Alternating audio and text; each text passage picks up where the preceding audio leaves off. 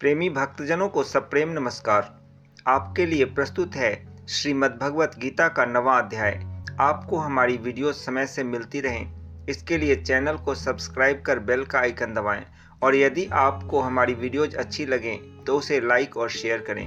धन्यवाद। ओम श्री परमात्मने नमः। श्री कृष्ण भगवान बोले, हे अर्जुन, तुझ दोष दृष्टि रहित भक्त के लिए इस परम गोपनीय ज्ञान को रहस्य के सहित कहूँगा कि जिसको जानकर तू दुख रूप संसार से मुक्त हो जाएगा। यह ज्ञान सब विद्याओं का राजा तथा सब गोपनीयों का भी राजा एवं अति पवित्र उत्तम प्रत्यक्ष फल वाला और धर्मयुक्त है। साधन करने को बड़ा सुगम और अविनाशी है। हे परंतप, इस तत्व ज्ञान रूप धर्म में श्रद्धा रहित पुरुष मेरे को न प्राप्त होकर मृत्यु रूप संसार चक्र में भ्रमण करते हैं। हे अर्जुन, मुझ सच्चिदानंद घन परमात्मा से यह सब जगत जल से बर्फ के सदृश परिपूर्ण है और सब भूत मेरे अंतर्गत संकल्प के आधार स्थित हैं। इसलिए वास्तव में मैं उनमें स्थित नहीं हूँ और वे सब भूत मेरे में स्थित नहीं हैं, किंतु मेरी योग माया और प्रभाव को देख कि भूतों का धारण पोषण करने वाला और भूतों को उत्पन्न करने वाला भी मेरा आत्मा वास्तव में भूतों में स्थित नहीं है। क्योंकि जैसे आकाश से उत्पन्न हुआ सर्वत्र विचरने वाला महान वायु सदा ही आकाश में स्थित है, वैसे ही मेरे संकल्प द्वारा उत्पत्ति वाले होने से संपूर्ण भूत मेरे में स्थित हैं, ऐसे जान। हे अर्जुन, कल्प के अंत में सब भूत मेरी प्रकृति को प्राप्त होते हैं, अर्थात प्रकृति में लय होते हैं, और कल्प के आदि में उनको मैं फिर रचता हूँ। जैसे कि अपनी त्रिगुणमयी माया को अंगीकार करके स्वभाव के वश से परतंत्र हुए इस संपूर्ण भूत समुदाय को बारंबार उनके कर्मों के अनुसार रचता हूँ। हे अर्जुन, उन कर्मों में आसक्ति रहित और उदासीन के सदृश स्थित हुए मुझ परमात्मा को वे कर्म नहीं बांधते।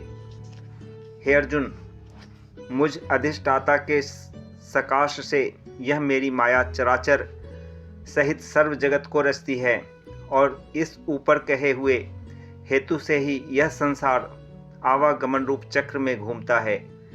ऐसा होने पर भी संपूर्ण भूतों के महान ईश्वर रूप मेरे परम भाव को न जानने वाले मूढ़ लोग मनुष्य का शरीर धारण करने वाले मुझ परमात्मा को तुच्छ समझते हैं, अर्थात अपनी योग माया से संसार के उद्धार के लिए मनुष्य रूप में विचरते हुए को साधारण मनुष्य मानते हैं, जो कि वृथा आशा, वृथा कर्म और वृथा ज्ञान वाले अज्ञानी जन राक्षसों के और असुरों के जैसे मोहित करने वाले तामसी स्वभाव को ही धारण किए हुए हैं।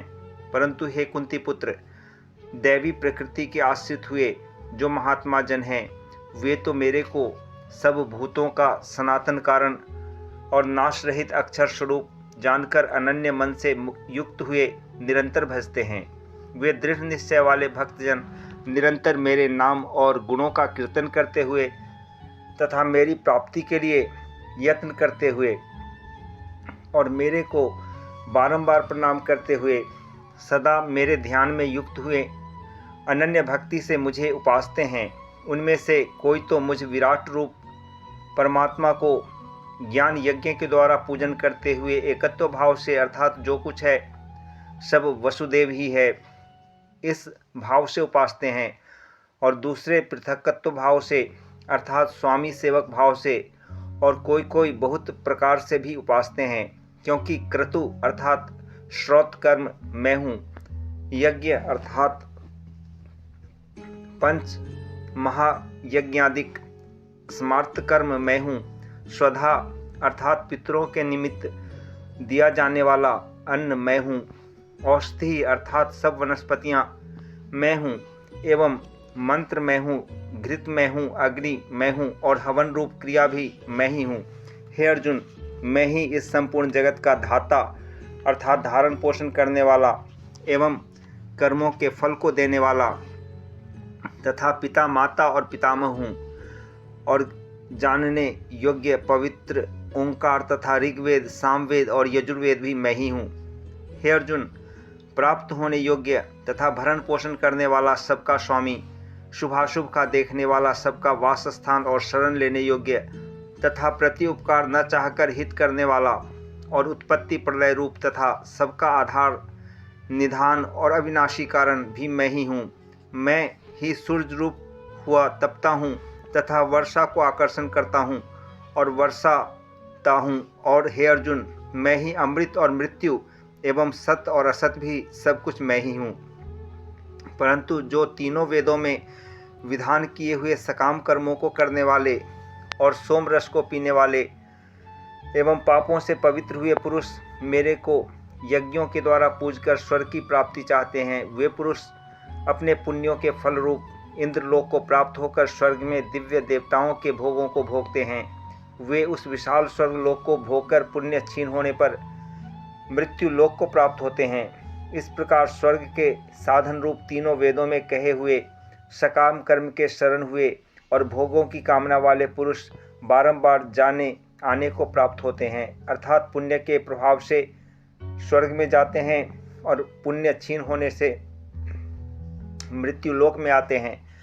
जो अनन्य भाव से मेरे में स्थित हुए भक्तजन मुझ परमेश्वर को निरंतर चिंतन करते हुए निष्काम भाव से भजते हैं, उन नित्य एक ही भाव से मेरे में स्थिति वाले पुरुषों का योग क्षेम मैं स्वयं प्राप्त करा देता हूँ। हे अर्जुन, यद्यपि श्रद्धा से युक्त हुए जो सकामी भक्त दूसरे देवताओं को पूजते हैं, वे भी मेरे को ही पूजते हैं, किंतु उनका वह पूजना अविधि पूर्वक है, अर्थात अज्ञान पूर्वक है, क्योंकि संपूर्ण यज्ञों का भोक्ता और स्वामी भी मैं ही हूँ। परंतु वे मुझ अधियज्ञ स्वरूप परमेश्वर को तत्व से नहीं जानते हैं, इसी से गिरते हैं, अर्थात पुनर्जन्म को प्राप्त होते हैं। कारण यह नियम है कि देवताओं को पूजने वाले देवताओं को प्राप्त होते हैं, पितरों को पूजने वाले पितरों को प्राप्त होते हैं, भूतों को पूजने वाले भूतों को प्राप्त होते हैं और मेरे भक्त मेरे को ही प्राप्त होते हैं। इसीलिए मेरे भक्तों का पुनर्जन्म नहीं होता। हे अर्जुन, मेरे पूजन में यह सुगमता भी है कि पत्र, पुष्प, फल, जल इत्यादि जो कोई भक्त मेरे लिए प्रेम से अर्पण करता है, उस शुद्ध बुद्धि निष्काम प्रेमी भक्त का प्रेम पूर्वक अर्पण किया हुआ वह पत्र पुष्पादिक मैं सगुण रूप से प्रकट होकर प्रीति सहित खाता हूँ।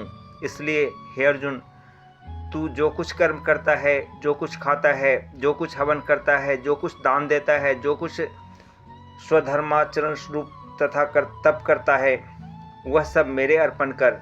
इस प्रकार कर्मों को मेरे अर्पण करने रूप संन्यास योग से युक्त हुए मन वाला तू शुभाशुभ फल रूप कर्म बंधन से मुक्त हो जाएगा और उनसे मुक्त हुआ मेरे को ही प्राप्त होवेगा। यद्यपि मैं सब भूतों में समभाव से व्यापक हूँ, न कोई मेरा प्रिय है और न प्रिय है, परंतु जो भक्त मेरे को प्रेम से भजते हैं वे मेरे में और मैं भी उनमें प्रत्यक्ष प्रकट हूँ। मेरी भक्ति का और भी प्रभाव सुन।